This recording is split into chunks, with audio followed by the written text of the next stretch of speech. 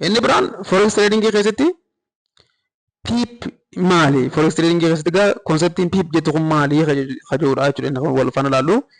PIP in forex is the smallest unit of the price. Price movement chart irratti uumamu keessaati ishiin xiqqishoo movementiin xiqqishoon PIP jennee lafa kaa'uu dandeenya jechuudha.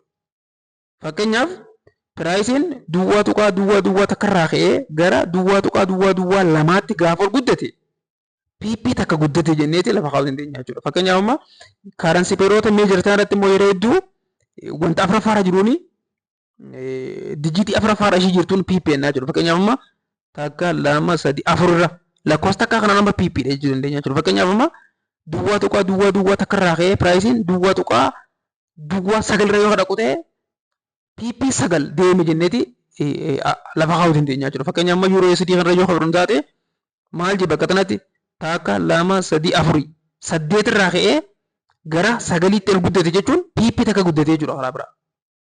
Kanaaf PP jechuun smallest unit price movement pricing jijjiirama pricing uumama san keessatti jijjiiramni ishiin xiqqishoon PIP jennee lafa kaa'uu dandeenya jechuudha. Fakkeenyaaf asitti yuuroo USD'n takka duwwaa 5 duwwaa irraa ka'ee gara takka duwwaa 5 takkaatti yoo godhu taate duwwaa kanarraa ka'eeti karaa takkaatti ol guddate. Kanaafuu PP takka guddate jennee lafa kaa'uu dandeenya jechuudha. Kanaafuu PP takka movementiin piraayisanii PP takka deemee bar PP 10 deemee bar PP 20 deemee bar piroofitiin anarra kadhee PP 20 bar jennee kan nuti akkasitti dubbannu sun movementii xiqqishoo piraayisiin chaartii sanarratti geessisaniitiin PIP jennaa jechuudha.